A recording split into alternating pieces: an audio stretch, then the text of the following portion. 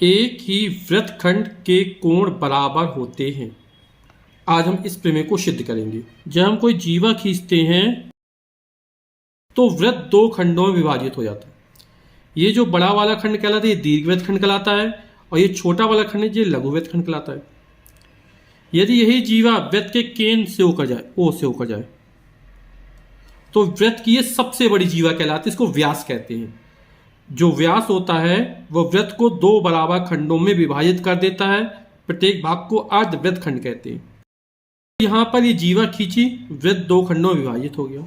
बोला एक ही वृत्त खंड के कोण बराबर होते हैं। ये जीवा हमने ए बी खींची, तो हम क्या करें कि इस वाले खंड पे कोण बनाते हैं। और कैसे कोण होंगे? वो बराबर होंगे, ये सिद्ध करना हमको। तो हमने एक कोण ये खींच दिया, यहां पर एक हमने ये कोण खींच दिया। ये मान लो इस बिंदु पर सी कोण बन रहा है और ये डी कोण बन रहा है। तो ये ए सी बी और ए डी बी एक ही वृत्तखंड के कोण। ये दोनों कैसे हैं? एक ही वृत्तखंड के कोण हैं, क्योंकि बिंदु ए और बिंदु बी को सी से मिलाया गया, इस तरह ए और बी को डी से मिलाया गया। तो हमें सिद्ध करना ये वाले जो कोण है वो कैसे होंगे? आपस में बराबर होंगे। तो क्या दिया गया है? ओ केंद्र वाला एक वृत्त ए सी डी बी है, ये डी बी है, जिसके दीर्घवृत्त खंड ये बड़े वाले खंड में कोण ए सी बी तथा ए डी बी स्थित है। सिद्ध क्या करना है? ये जो वृत्तखंड में कोण स्थित है ये आपस में बराबर होंगे। वृत्तखंड के कोण कैसे बराबर होते हैं? यानी कोण ए सी बी या angle of A C B बराबर angle of A D B. तो इसे सिद्ध करने के लिए रचना क्या करते हैं? बिंदु ए को ओ से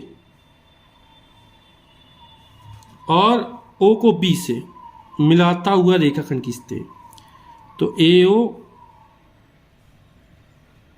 और ओ बी रेखाखंड खींचते हैं।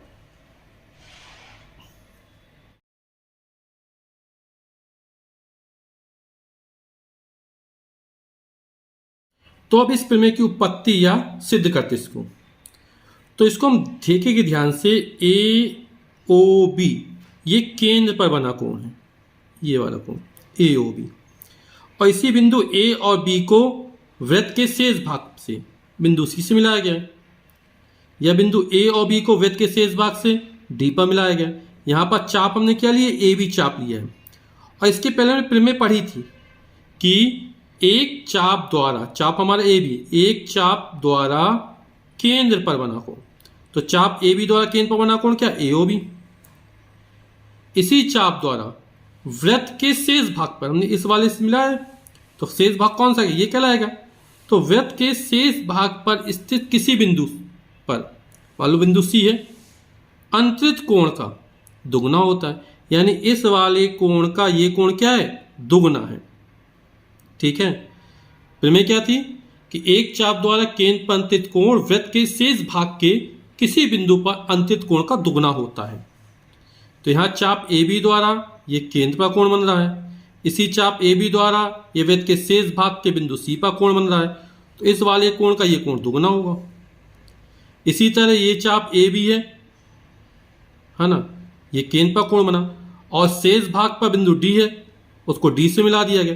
तो इस वाले कोण का ये फिर दुगना होगा। तो एक चाप द्वारा केंद्र पर अंतरित कोण वृत्त के शेष भाग के किसी बिंदु पर अंतरित कोण का दुगना होता है। तो अभी चर्चा की थी केंद्र पर बनने वाला कोण, कोण ए ओ बी है, और वृत्त के शेष भाग पर बिंदु सी पर बना कोण ए सी बी है। तो ये वाला कोण दुगना है, तो ये हो जाएगा 2 times of A C B. इसको मान लें समीकरण नंबर फर्स्ट।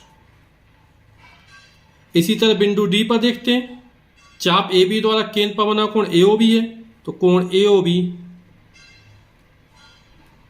बराबर, अब ये इस वाले कोण का फिर दुगना हो जाएगा 2 टाइम्स ऑफ कोण ए डी बी।